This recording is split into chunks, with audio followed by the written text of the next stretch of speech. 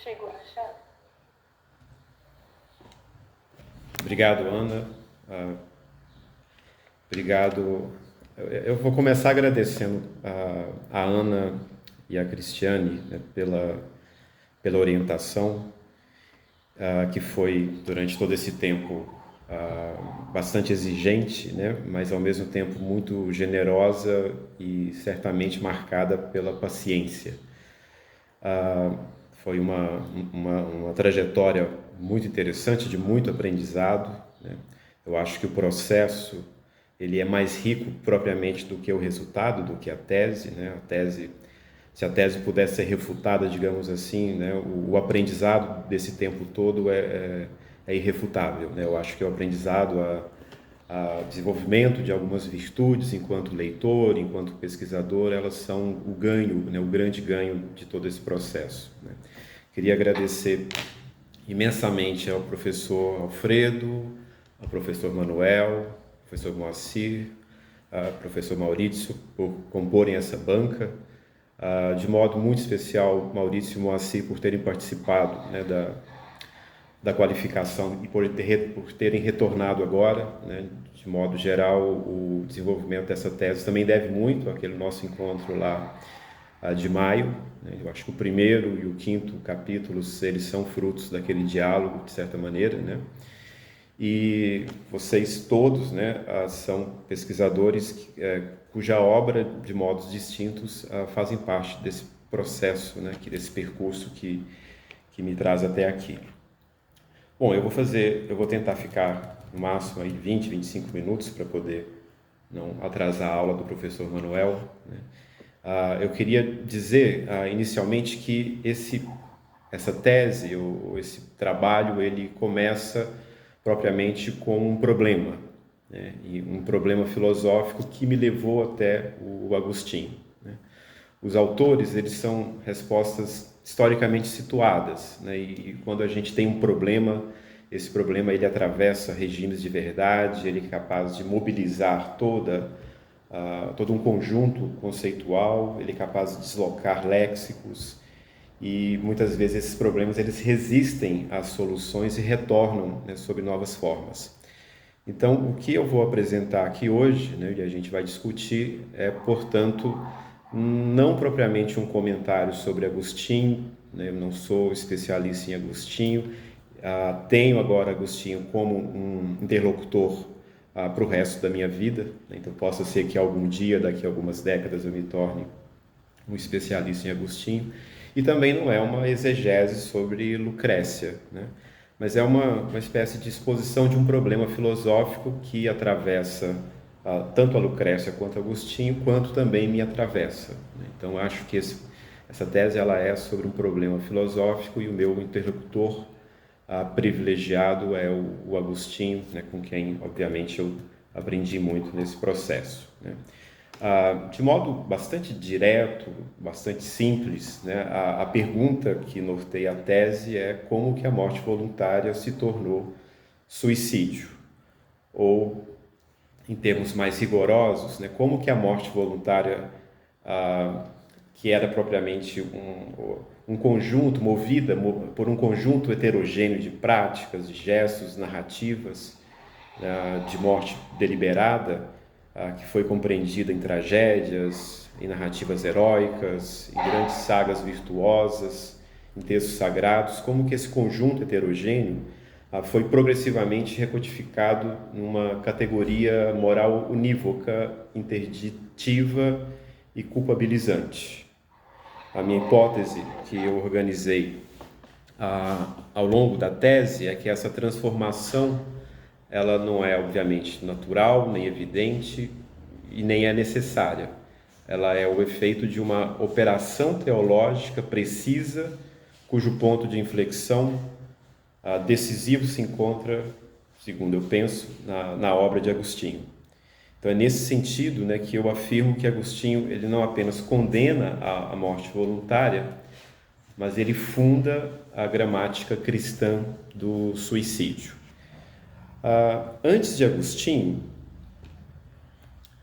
Isso é um ponto que eu considero absolutamente importante, central, né? A morte voluntária, ela não era em si mesma um escândalo moral.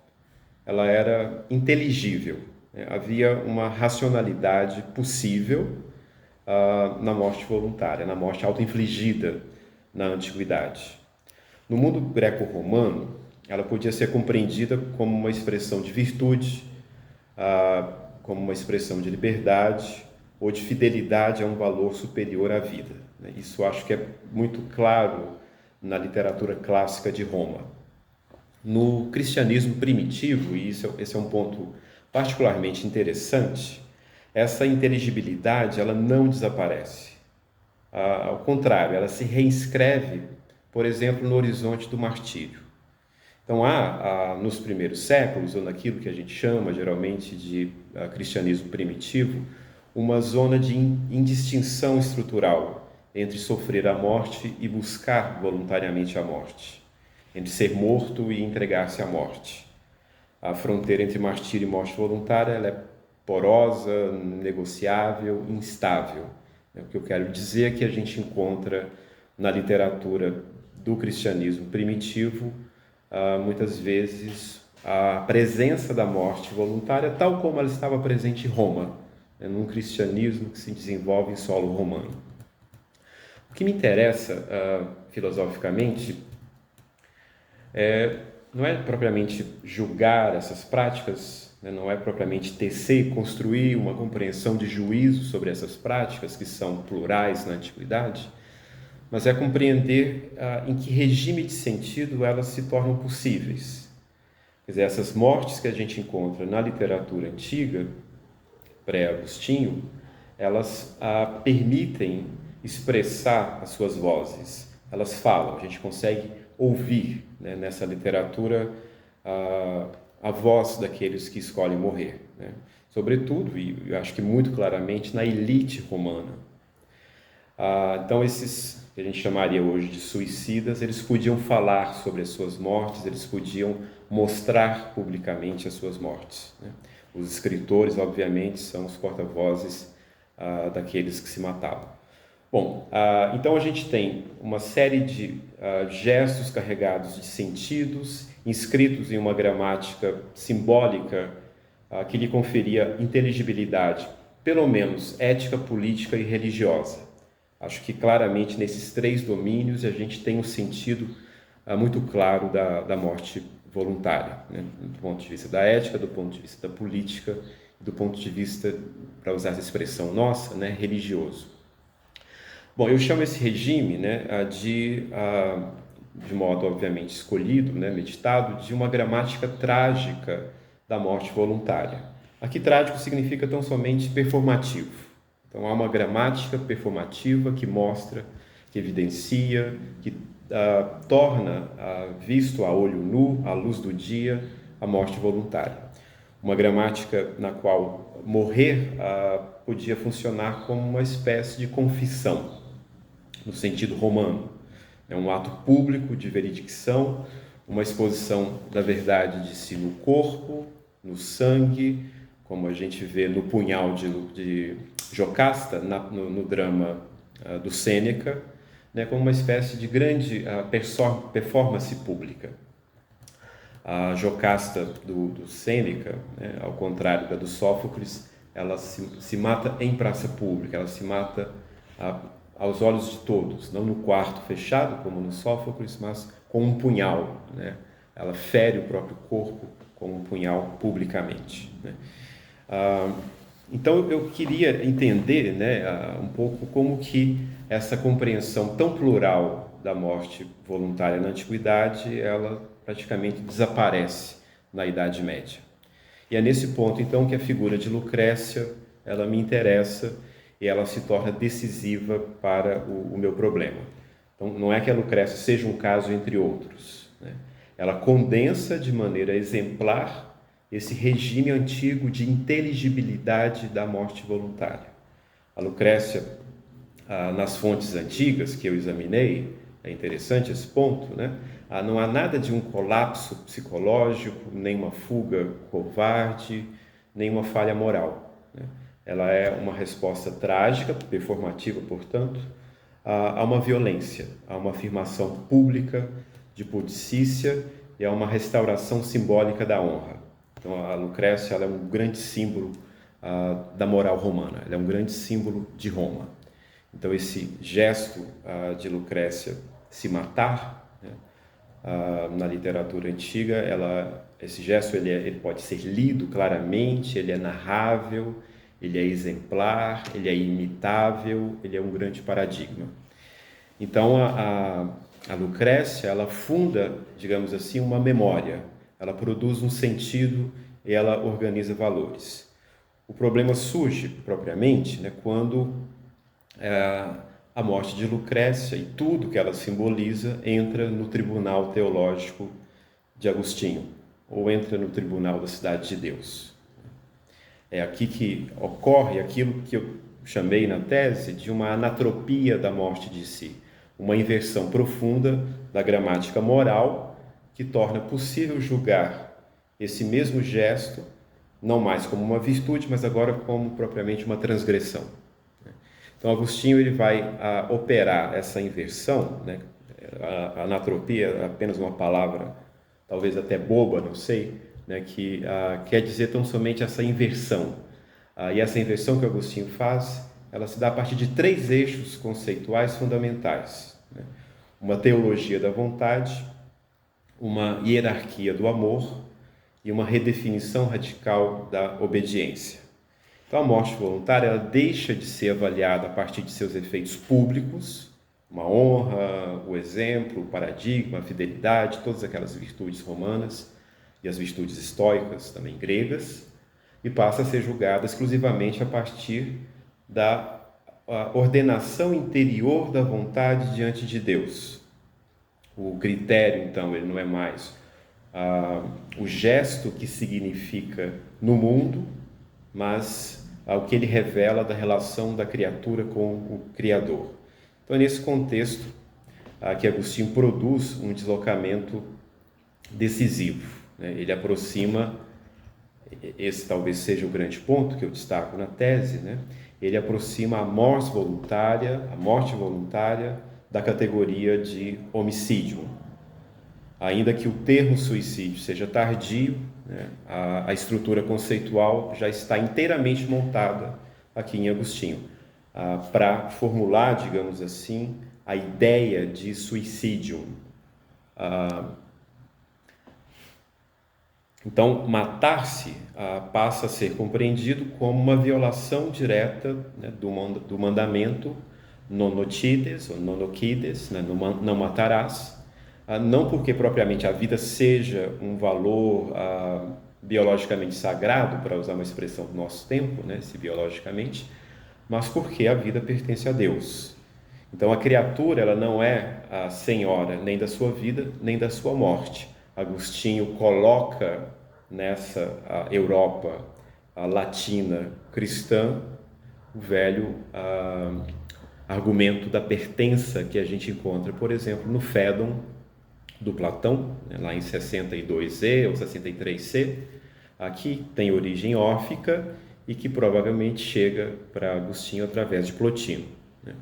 Então a gente tem aí a fundamentação de um argumento da pertença claramente confrontando o argumento da liberdade dos estoicos, né? Então esse desejar morrer é assim rebelar-se, né, contra a ordem divina. A morte voluntária passa a ser vista como uma espécie de rebelião. Bom, o que está em jogo aqui, né? Eu acho que também esse pode ser o grande problema da tese, né? Não é apenas uma condenação pontual, moral, da morte voluntária, como pode parecer para o leitor da Cidade de Deus, mas é a fundação de um novo regime de inteligibilidade.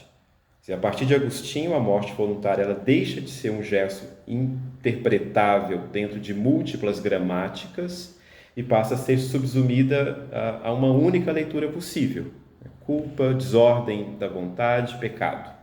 É nesse sentido que eu afirmo que Agostinho fecha o campo do possível e inaugura uma gramática que continuará operando com notável persistência na tradição ocidental. Então, essa operação ela tem consequências profundas, né? Ela não apenas redefine o estatuto da morte voluntária, mas ela reorganiza o próprio cristianismo, né? O Agostinho ele precisa sustentar sua posição, reordenar o sentido do martírio, discutir com os seus contemporâneos as virtudes sexuais e suspender o juízo sobre certas virgens cristãs. Relativizar também, né, digamos assim, certos heroísmos que antes dele eram celebrados. Então, a teologia ou a filosofia do Agostinho, ela avança, mas com tensões, não sem tensões. E essas tensões são, para mim, filosoficamente preciosas, porque elas revelam o custo da operação, né, digamos assim. Então, o problema que eu exponho aqui, né, nessa tese, ele não é histórico no sentido estreito, nem teológico no sentido confessional, ele é propriamente genealógico. Ele trata de compreender como se constituiu uma forma de juízo que ainda hoje organiza a nossa maneira de falar da morte voluntária. Então, quando a modernidade, se vocês me permitem esse neologismo, né, psiquiatriza o suicídio, sobretudo com os franceses no século XIX, ela não rompe, ao meu ver, com Agostinho, mas ela traduz para a medicina, né, a recepção da obra teológica de Agostinho. Então, a gente pode dizer que no nosso tempo, né, como uma herança do século XIX, o pecado ele se tornou a patologia. E, brincando um pouco com isso, então, o confessor ele se torna o psiquiatra. E, se a gente quiser, podemos dizer que o inferno torna-se propriamente o asilo, né, o hospício. As casas de Orates, né, como a gente lê no Alienista do Machado de Assis. Então, a gramática, ela permanece, né, ela ainda é presente. Então, meu objetivo aqui foi, de algum modo, reconstituir, né, essa passagem de uma pluralidade de gramáticas, de modos de falar da morte voluntária para um modo que persiste a partir de Agostinho, e eu acho que ele é decisivo nessa transformação, né? Então, a ideia um pouco é desnaturalizar esses sentimentos condenatórios que nós temos para com o suicídio, né? Então, mostrar que o que hoje parece evidente, né, que a morte voluntária é um desvio, uma doença ou uma falha, isso é uma produção histórica com uma decisão teológica situada, né? E toda decisão histórica, por ela ser histórica, ela pode, obviamente, ser revista, ser interrogada.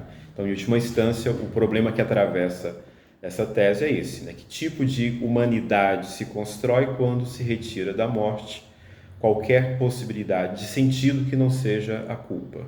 Então, ao escutar as confissões trágicas da antiguidade, né, notadamente as confissões de Lucrécia, no sentido romano de confissões, confissão pública, eu tento encontrar, então, uma fissura, uma abertura crítica da gramática que nós herdamos, né? Então, eu entendo aqui propriamente o exercício da filosofia como essa recolocação, né, do problema, ou um colocar em questão os limites daquilo que pode ser dito, daquilo que pode ser julgado, pensado, quando o assunto é esse nosso objeto difícil, que é a morte voluntária. Então, esse é o problema, né, e não apenas Agostinho ou Lucrécia, que eu quis pensar com essa tese, e é a partir dele que todo o trabalho se organiza. No primeiro capítulo, eu me concentro no Delibero Arbítrio, que é um texto decisivo, né, no qual Agostinho constrói pacientemente um quadro conceitual que tornará essa condenação necessária. Então, no contexto da Teodiceia, né, o mal ele não é uma substância, mas ele é o resultado de uma vontade que se desordena ao eleger bens inferiores como fins últimos. É nesse horizonte que eu analiso o desejo de morrer a partir da noção de libido. Então, aquilo que Agostinho chama, né, de uma libido quitis, né, uma libido, um desejo de quietude, é considerado não um impulso irracional, né, mas uma reação ao sofrimento. Ela é uma inclinação da vontade fundada num juízo falso, que toma a morte como um bem. Então, para Agostinho, né, e assim como, de certa forma, também para Leibniz, né, na modernidade, tudo o que é enquanto é bom, né? E o mal, então, ele é pensado no Agostinho como uma privação do ser. Daí a tese agostiniana decisiva, né, do nemo appetite non esse, né? Mesmo quem deseja morrer não deseja nada, mas deseja ser de outro modo. Então, a morte voluntária, ela aparece assim como uma perversão da liberdade, como um mal-entendido, se a gente quiser, né? Não como uma ausência de vontade, não como uma ausência de querer, mas como um consentimento ao erro, né? Bom, no segundo capítulo, né, eu desloco o foco para um campo em que a ambiguidade entre o martírio e a morte voluntária, que apenas perpassa, né, o texto, se manifesta de modo particularmente agudo, quer dizer, a sexualidade, o corpo feminino e as virtudes sexuais. E aí eu tento mostrar, né, que no cristianismo tardo, antigo, a pudicícia não é um valor interior ou psicológico, mas um bem público associado à integridade corporal e atravessado por uma simetria de gênero. O que eu tento fazer nesse capítulo 2, então? É mostrar que, de certa forma, essa virtude da pudicícia, ela permanece em Ambrósio e em Jerônimo, de certa forma, ainda romana, ainda ligada ao corpo, ainda ligada a uma certa aparência pública, né?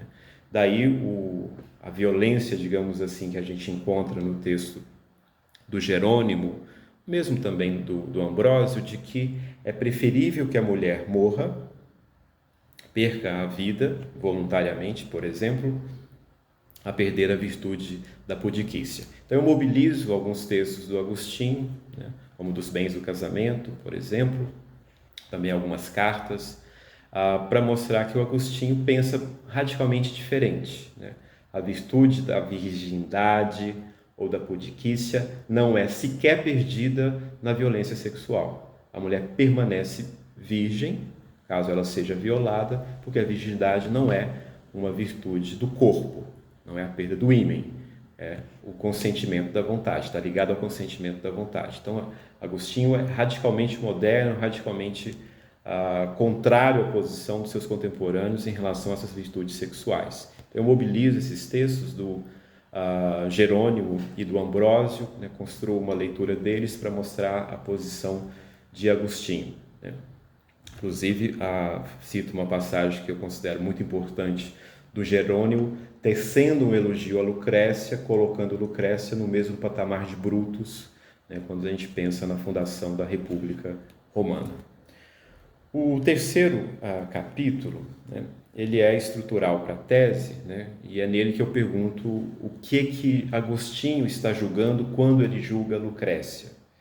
E para responder isso eu construo, né, uma espécie de regime de sentido, né, no qual a morte de Lucrécia era inteligível antes de ser condenada por Agostinho. Então, nas fontes antigas, né, a sua morte ela é exemplar, ela é performática, para usar essa palavra de novo, né? Isso que eu chamo de uma confissão trágica. Então, a morte ela funciona como um ato de veredicção, de dizer a verdade, publicamente. Então, o corpo da Lucrécia fala nas fontes, né? O seu gesto ele confessa. A verdade se torna incontestável, porque é dito com o corpo, né? Trata-se, nesse sentido, de uma gramática na qual a morte voluntária é uma resposta ética à violência. Então, eu tento mobilizar essas fontes para mostrar o tamanho de Lucrécia, né, na cultura romana, para mostrar a dimensão de Lucrécia exatamente antes de partir para a análise do modo como Agostinho desconstrói a figura de Lucrécia, né, que é o que eu faço no capítulo 4. Então, nesse capítulo 4, eu entro naquilo que a gente poderia chamar de um núcleo normativo da tese, né, quando eu examino o livro 1 da Cidade de Deus, e é aqui que a morte voluntária é explicitamente reclassificada como homicídio de si. Contra, então, a moral romana, Agostinho demonstra o argumento segundo o qual a morte pode funcionar como prova de inocência ou de honra.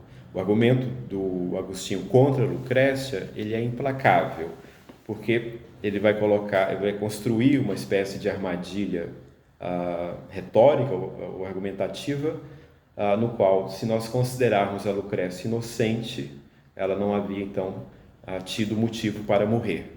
E se ela fosse culpada, né, então a morte da Lucrécia seria uma confissão de culpa. Né? Não há saída honrosa para Lucrécia no texto do Agostinho. Né? Se ela é inocente, ela é assassina de uma inocente. Nesse caso, então, tem um agravante no seu crime de homicídio de si. Então, é a primeira vez, né? Claro que isso é um pouco polêmico, porque a gente tem isso, de certo modo, nas leis do Platão, no livro 9 das leis, né, 876, mais ou menos ali, em torno de 876, do livro 9, né, a passagem marginal, mas para o Platão há pelo menos, né, 3 exceções em que a morte pode ser justificada. Então aqui o Agostinho ele coloca a morte voluntária como uma forma de homicídio contra o não matarás. E a morte voluntária, então, é equiparada ao suicídio, mas ainda com agravantes. Né? Então, é isso que eu faço, né, examinando a argumentação desse livro 1, da Cidade de Deus, para mostrar que ali, propriamente, o Agostinho cria todas as condições de possibilidade para a ideia de suicídio. O que é a ideia de suicídio? É a ideia segundo a qual a morte voluntária é um sídium, é propriamente uma forma de assassinato. Né? Não vou, obviamente, expor a análise da argumentação, nem a própria argumentação do Agostinho, porque nós não temos tempo, mas é isso que eu faço, então, nesse capítulo 4. No capítulo 5, né, o derradeiro capítulo da tese, eu amplio essa crítica ao enfrentar o estoicismo. Então, o Agostinho ele não combate apenas, né, o suicídio, para usar essa palavra moderna, mas o ideal antropológico que o sustenta, a autossuficiência do sábio. Então, a apatheia estoica vai ser oposta à paciência cristã e a uma antropologia da graça.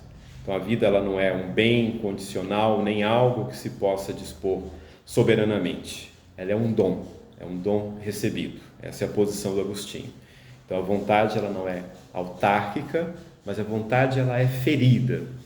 E o sofrimento, então, ele não autoriza, segundo Agostinho, uma saída soberana do mundo, mas instaura um tempo de espera. Daí a virtude cristã da paciência evocada pelo Agostinho. Nesse horizonte, a morte voluntária, ela não é um exercício de liberdade propriamente, mas a recusa da condição de criatura. Né? Bom, e eu tentei mostrar na conclusão, a conclusão ela talvez mais se abra para o futuro do que propriamente se volte para a tese, mas eu tento mostrar que o Agostinho, nessa operação de uma condenação de Lucrécia, ele inaugura uma nova gramática moral da morte de si, cujos efeitos ultrapassam o campo teológico e continuam a estruturar a nossa compreensão moderna de liberdade, de vontade, de dignidade, de responsabilidade. Então, a história do suicídio é a história de uma reorganização profunda da subjetividade moral no Ocidente. Era isso, mas antes de passar a palavra para Ana, eu só queria tranquilizar a banca que desde que eu entreguei a tese, eu pude sentar com muita calma e paciência e fazer uma leitura do meu texto, né, e identificar, como vocês identificaram, algumas repetições, né, que foram cortadas, inclusive de citações, alguns parágrafos, e fazer uma correção um pouco também do estilo, que às vezes fica muito repetitivo, né? Às vezes, ou quase sempre, a minha escrita ela é mimetizada pela minha fala, a fala de professor, né? Então ela acaba sendo muitas vezes repetitiva. Mas é isso, então, eu agradeço a paciência de vocês e passo a palavra para a Ana. Muito obrigado. Obrigada.